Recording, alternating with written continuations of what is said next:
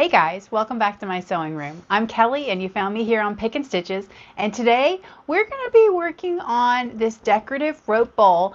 You've probably seen this in my videos. I've had it for several years and I want to just jump right on in and tell you all the things.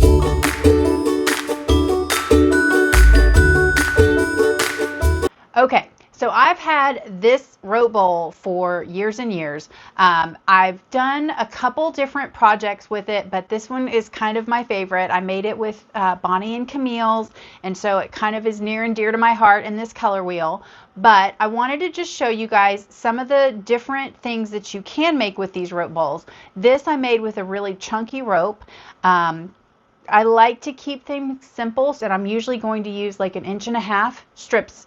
And I just have them cut here in this basket so that they're all kind of separated by color. Now you can either buy like a honey bun and use that. I just took a fat quarter bundle and I cut up all of my pieces into strips, and I've got them all here ready to go and be sewn into a bowl or a dish or whatever. So I have seen some people that do it a ton of different ways. I mean, it is like making a half square triangle, guys. You can do it 1,000 different ways. Every way will not suit you, but this way suits me. It's pretty easy and pretty straightforward, and there's not a lot of extra steps. And so that's what really appeals to me. I take mine, I wrap it around the rope. I will show you step by step, but I've seen videos where people take them and stitch them together, where they stitch them together on the diagonal so that your seams are easier. I've seen it where they turn it right side out after they've sewn it shut, so it's like a casing, and then they pull the entire length of the rope through. I'm not going to do all that. Mine, you know, you've heard me say it before, I'm kind of farmhouse girl here. I like things to be lived in. I like to use them. I like to put them together quickly, and it needs to be cute and look great, but it doesn't have to be absolute perfection. So if that is not in your wheelhouse, then this may not be the tutorial for you, because I like to just make something really cute. I like to make it fast, and I like to make it easy. So you are more than welcome to sew all your strips together. You are more than welcome to make a casing and flip it right side out and send me pictures and show me how much better yours is. I'm sure they are fantastic. But this is the straightforward, simple method that I like to use. I know it's a mess, right? I've got a couple different sizes of rope. This was something I bought for a craft fair forever ago so we can make bags, and it turned out I bought something that was too fat. I will link this in the description. It's 3/8 inch piping filler cord. I love it. It's so easy to work with. It's soft and it's easy for the needles to get through, but it leaves for a chunkier fabric bowl when you're done. So there's the alternative ones that I made for this video all use this smaller cord. This one I bought, and it's 3/16 of an inch. So we've got 3/8 and 3/16. So really half the size, exactly half the size. I know fractions, come on, I have to teach homeschool math. So yeah, half the size, but incredibly different when you look at the results. So I made several different sizes for us to kind of talk through the differences on. So this is the 3/8 of an inch filler that I use, and it's kind of I've got some loose threads still. It's a chunkier looking bowl. You see more of the details of the fabric, and to the touch it's softer and more pliable. Now I have a solution for adding to it that is making them more stiff. It's a starch solution that's supposed to be stable and not the kind of thing that bugs are attracted to. So it's something that I'm using on some of these products that I'm not going to wash. A lot of times I use my homemade starch, and that's totally fine because I'm going to wash those quilts. But with this, I wasn't going to wash it, and I didn't want to leave a product on it that I wasn't sure what was going to happen to it. So that product you would spray after you finish with your bowl, and it makes things a little bit more rigid, but I'll show you that in just a minute. The other size that I used was this 1/16. So you can see the difference here between the two. This one is way chunkier and goes together a little bit softer. You're going to get more line variations in this one, and you're gonna see a little bit less of the actual fabric in something like this than you are in our bigger one. As I was wrapping these and making these, this one required a lot tighter hold with my hand. So if you've got any type of hand carpal tunnel arthritis, I would definitely recommend trying one of the bigger ones first, because I found my hands were kind of getting tired with some of these smaller ones. I do like this. It feels like, because there's so much more stitching and rope per inch than what you get with this bigger one, it's stiffer to begin with. So I will probably still spray one of these with the starch just to kind of see how it ends up, but I don't know that you necessarily need it, because it's just a little bit more rigid. Like, I feel like you can put things in it. In fact, I was using it during the video to put my Wonder clips in, because I usually toss them back in that tin and it clank, clank, clank. I'm always trying to edit that out of the videos for you guys. So these are two very similar in size with the different cording, and those are kind of the differences I noticed. Was this one, my hand got a little bit more fatigued, so if you've got any arthritis, definitely maybe look at this one. And then your difference in visually. So if you love the fabric, you probably want to go with the fatter one. If you're trying to use up a fabric that maybe you like the colors of, but you don't necessarily love the fabric, the design in the fabric, maybe it came in a box that you weren't so excited about and you're like, what on earth am I going to do with this? Slice it up into 1.5 inch or 1.25 inch pieces and make yourself a rope bowl, because if you like the colors, it's going to look great. Okay, so a couple of the other ones that I made this one that's like a little bit more of a square bottom. I don't know if you guys can see that on camera. I also made this one to be long. I want to put some of my funky rulers in it. I've got a lot of creative grids. We've got the clammy, we've got the diagonal 60-degree diamond. I just find that I'm having a bunch of weird rulers. So I thought I would make one kind of long and skinny that I could store on my desk and hold my rulers in. So I'm excited about that. And then I also made this big kind of flat one. I'm not quite sure what I'm going to put in this. I was thinking it'd be perfect for like carting some of my English paper piecing or appliques that I'm turning of that Lori Holt pattern to different rooms in the house, and have something big and sturdy to kind of have my separate areas. So I made that one as well. So those are kind of the big differences. You can easily make one long and skinny. We'll make the circle pattern. This one, you're just going to do a long skinny and then start to make your rounds. So there's a ton of different options. It's really forgiving. If you make a mistake, I don't even go back and rip it out. You usually can just back up a little bit and go back and catch it. So that's one of the things that I really like about it. But again, this is not my expertise. This is just how I like to make them, and I hope you'll enjoy making them with me too. The first thing I'm going to do when I'm getting ready to start is I'm just going to kind of wrap it around the end, because I want that to be totally covered. And then I'm going to just start wrapping this entire fabric around this end.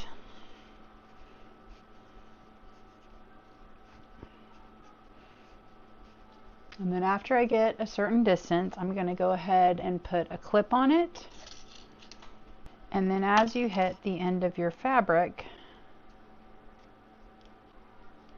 you'll just start to wrap it with another piece. That was a really short piece I was starting with. Generally your pieces won't be that short. And I'm just going to continue wrapping it. So always put a clip wherever I have a join so that that piece of it won't slide.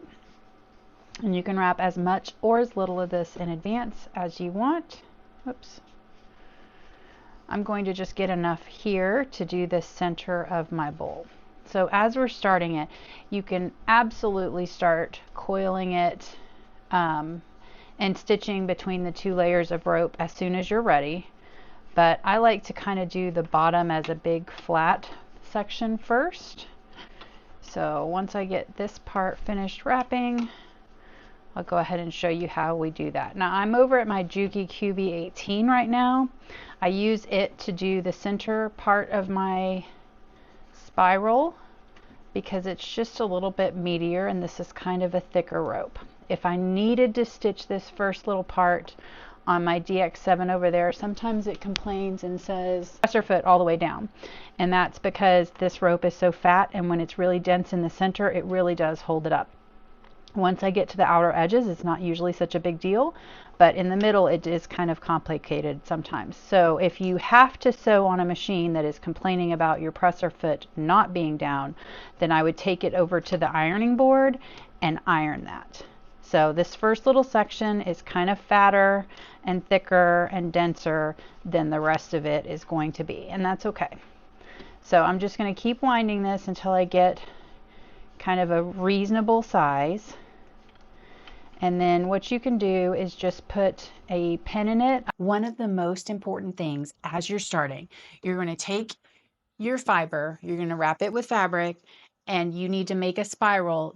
Do not make it counterclockwise. You want to have the fabric coming off. So from my side, you want to have it coming off in a clockwise direction so that as you're putting it on your machine, as your rounds get bigger, they get bigger off to your left.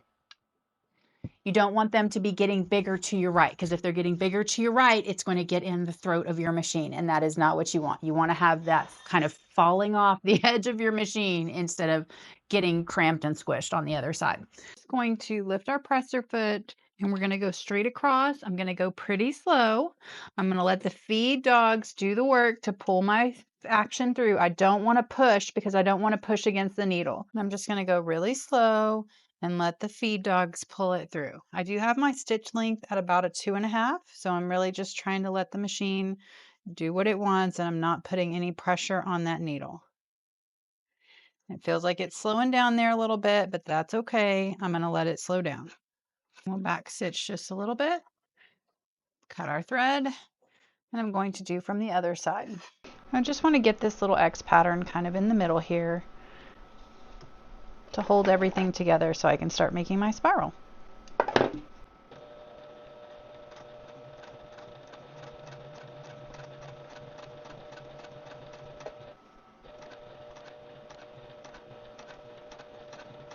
And letting those feed dogs pull it straight through. You might want to move up to a denim needle for this. I think I have a 90 loaded. Back stitch just a little bit. And then I'm going to take it over to my DX7, and that's where I'm going to be doing all my zigzag stitching. So we just want that crisscross pattern across the middle. So it's kind of up to you on where you want to start inside your spiral. I have pressed this incredibly flat, and I'm just going to kind of feed it through. I'll probably start about here between the blue and the dark blue and the white pattern. We're going to see if my machine gets angry about the size. So my light has turned blue, so I think that the presser foot is down far enough. We'll see. I'm going to change to my zigzag, and I'm just going to make sure my stitch is wide enough to catch both sides. You may want to adjust your stitch length, but my default seems to work pretty well on these items, so that's what I'm going to roll with.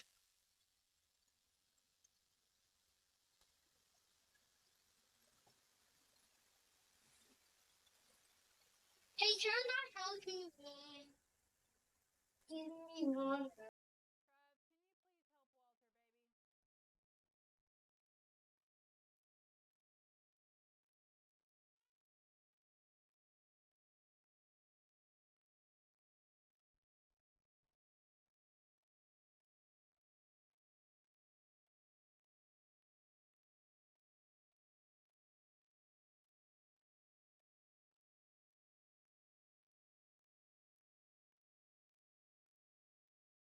And I'm just kind of rotating it and keeping it aligned so that I'm getting one zig on each side of the rope.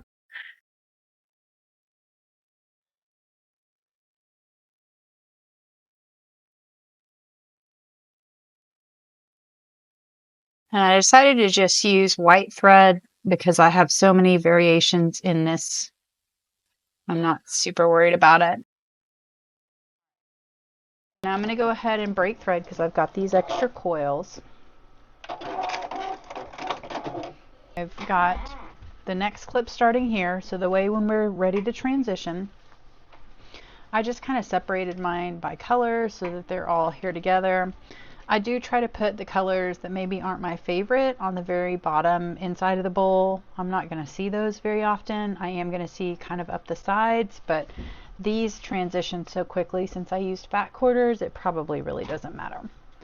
So I'm going to lay it over the top kind of diagonally, and I'm just going to tuck it around.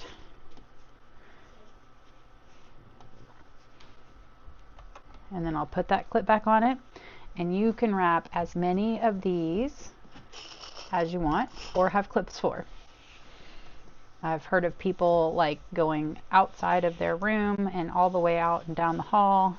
I find that that's a little cumbersome for me, but this is a great chance to kind of wrap and play with and do this fiddly stuff while I'm on the phone or helping other people or talking to kids about homework or any of those things where you don't really have to be paying attention, but you just kind of need to be able to have something to do with your hands. I love homeschooling, but there are times where I'm a little bit impatient for them to finish their task. So now that I've gotten to that end, I'm going to add another piece, and then I will just keep wrapping until I've gotten the whole thing long enough, and we'll start sewing. So I will speed that up. When you feel like you have enough of them wrapped and a loose thread, then we'll get started. So we're just going to start slowly winding and going around. And the key to this is really just taking your time. You really want to split the difference between those two ropes. And you're not making 50 quilt blocks here, so you don't have to do this 50 times. We're going to do it once to make one bowl.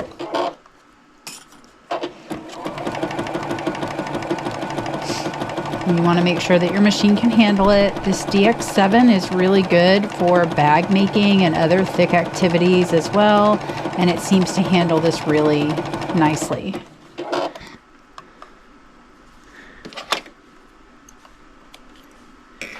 I did not have a denim needle when I started this project, so this is just a 90.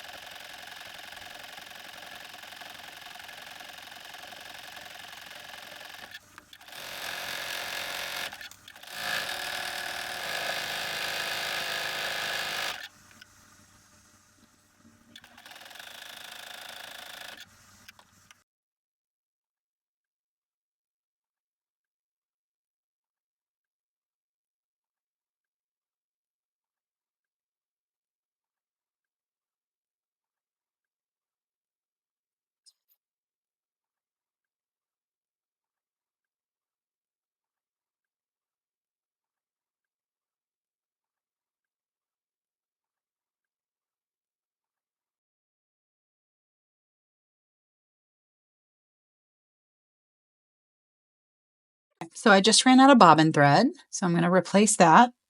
And if you've noticed a little bit of stopping and starting in this video, it is because I don't have a cone small enough to go on here. So I'm kind of trying to make the big cone work in a way it's not intended.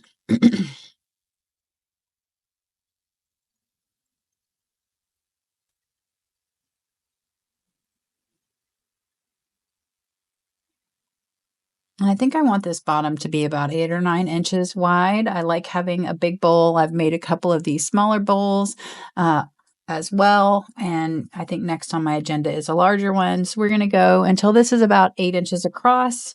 And so we've got another 1.5 inches to go.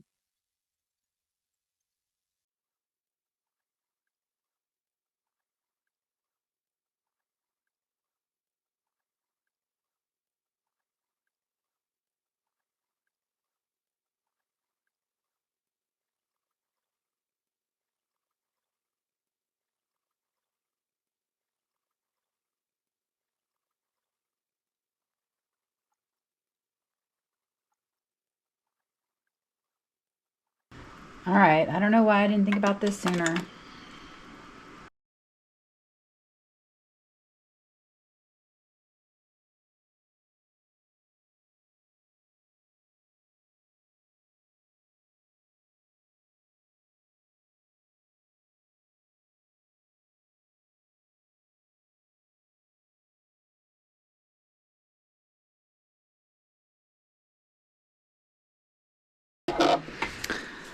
Okay, so I think that's probably wide enough. It's a big base, close to 9 inches.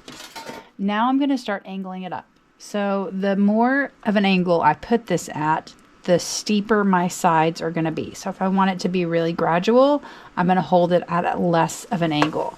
I'm going to go ahead and make a pretty abrupt transition here. So I just want to hold that nice and flat and keep doing the same thing I've been doing.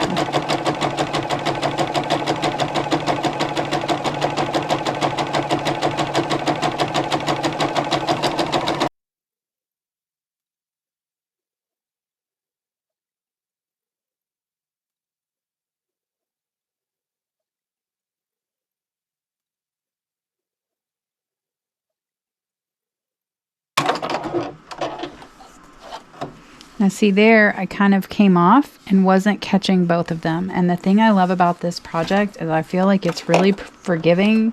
You're never really going to look back at it individually on each stitch. And I'm just going to back up a little bit, catch both sides again, and sew it again. And if that's too farmhouse vintage for you, then you can definitely be more polished. But I find that I don't need it to be perfect if I'm never going to see or notice it again later.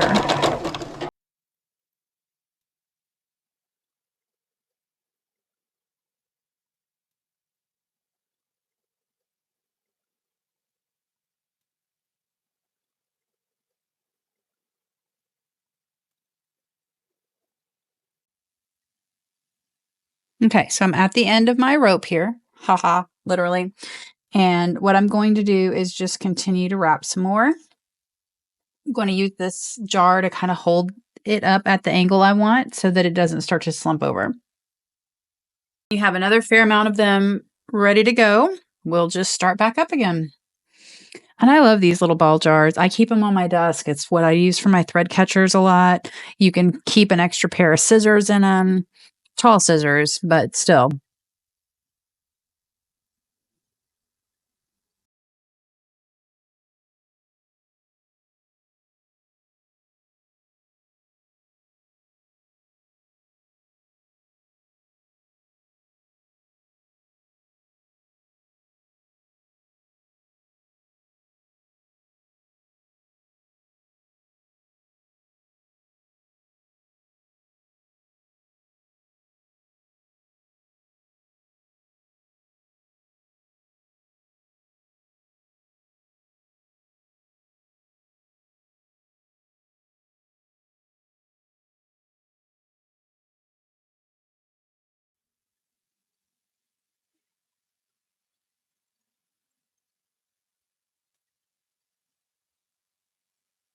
And I'm really just kind of holding it against the machine here, and the feed dogs are pulling it straight through. As long as I don't have this too kinked up, it's really quite easy to feed it.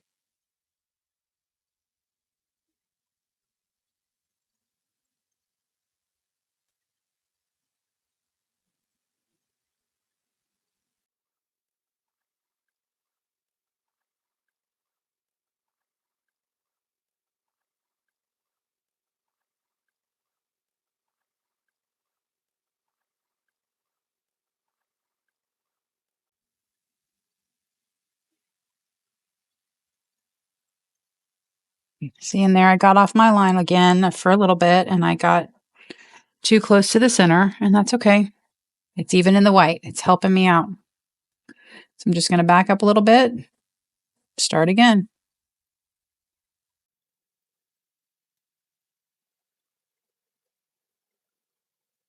And you could always make your zigzag wider if you want.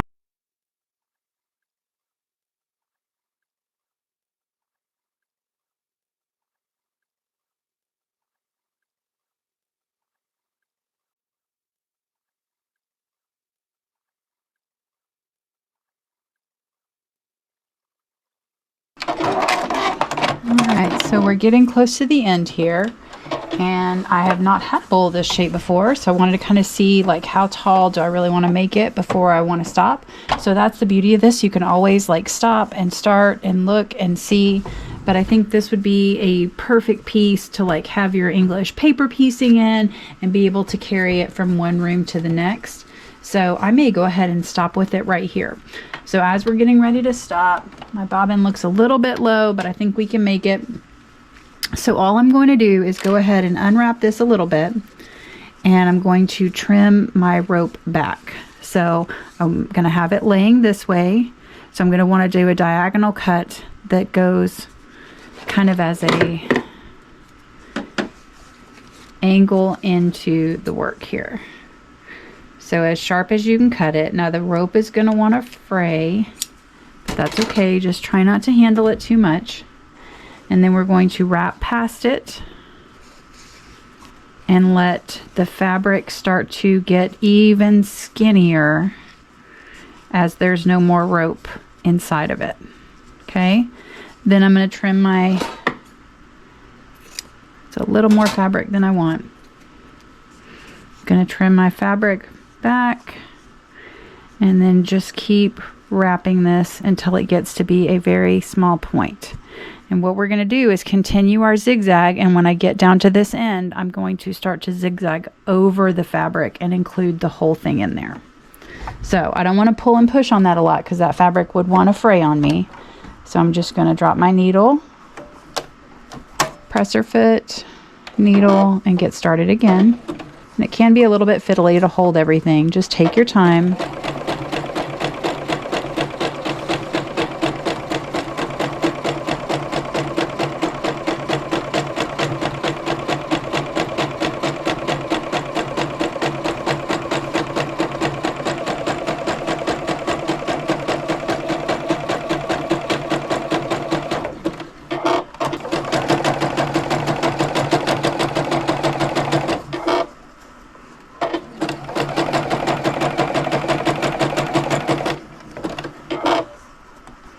I'm just going to keep that nice and wrapped tight.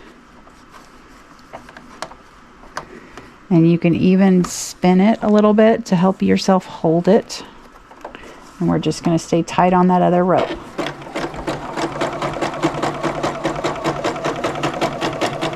And as you get closer and closer to the end, it's just going to start to loop over your work there. And if you want to, you could use a stiletto here to kind of help you push it through. I don't really find that I need that. I don't think I have one in this first desk.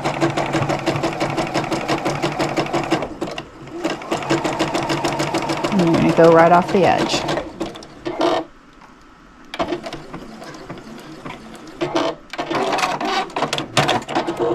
We may have a tiny bit of trimming to do, but that's how our finished product will look. So it kind of comes in at an angle and is a bit gradual there.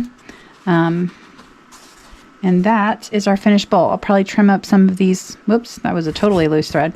See if I have any other loose threads that I want to trim up, or any places that maybe you got off the line and you need to come back and kind of sew that back together before we put it away.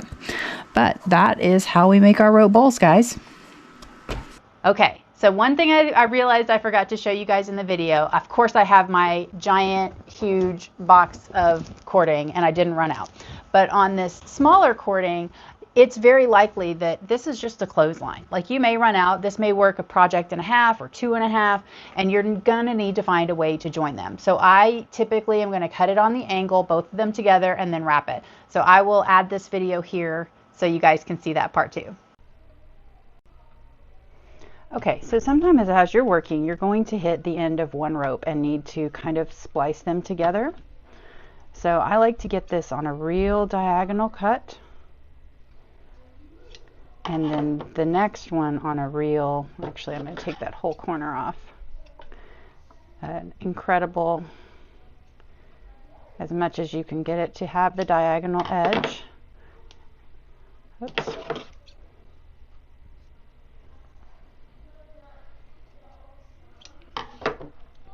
And then I'm going to kind of wrap past that point.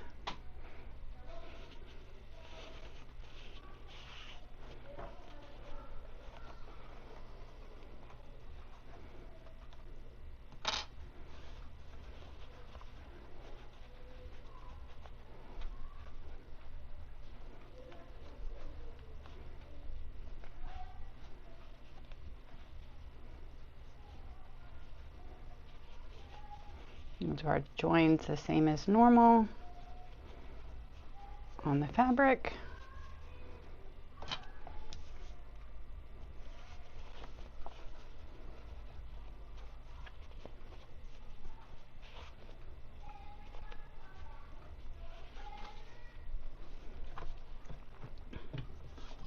And then I'm going to go ahead and stitch this on a little bit just to kind of get it anchored down. Sometimes it's easier to pull against that presser foot when it's weighted.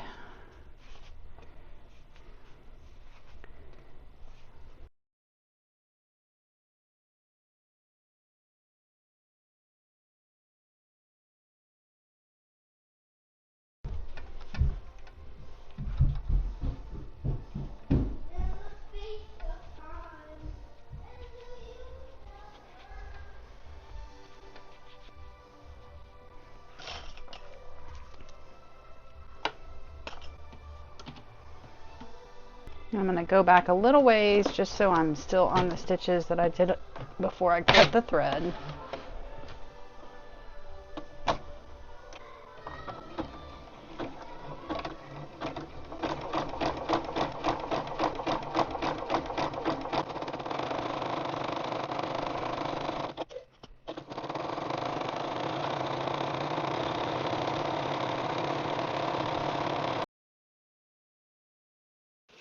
Okay, and so once you have a fair amount of your cording wrapped, then I just have a clip between each join, and then this is where I've stopped for now. I want to see how far that gets me, and we'll just start sewing.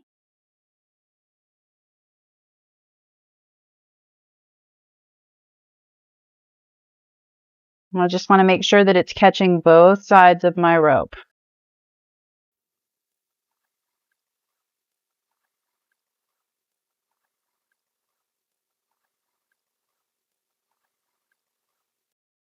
And I know I'm not going to pull on that. I'm going to be really careful with it so I can go ahead and release that clip.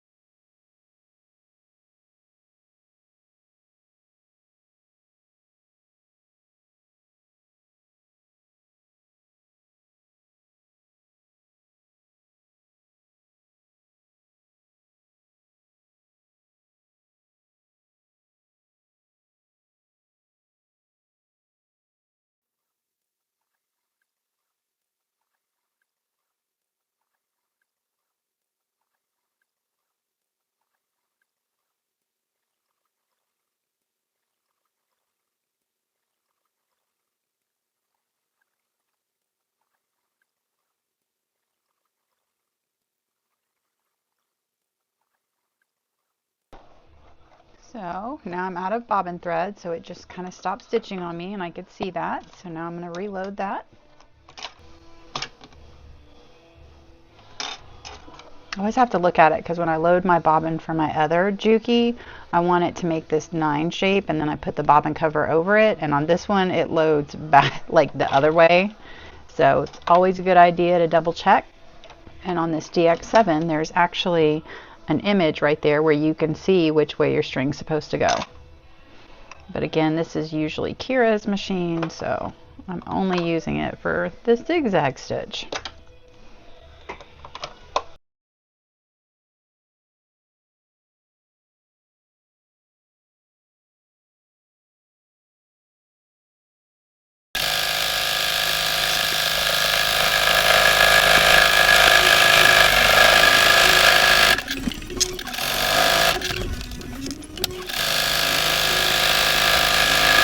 Okay guys, so that's a wrap on everything I know about rope bowls. If you know a different way to make them that you think is fantastic, definitely tell me below. I'd love to hear about it. If you like watching any of these tutorials or my unboxing videos, please hit that like and subscribe button. It helps me out a ton.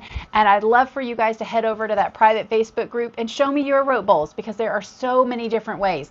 All right guys, that's my take on rope bowls. There's certainly 100 different ways that you could do it. You can buy fancy rope that you don't even have to cover in fabric. So I'd love to hear what you're working on. I'd love to see what you're making. And until then, I will see you guys next time.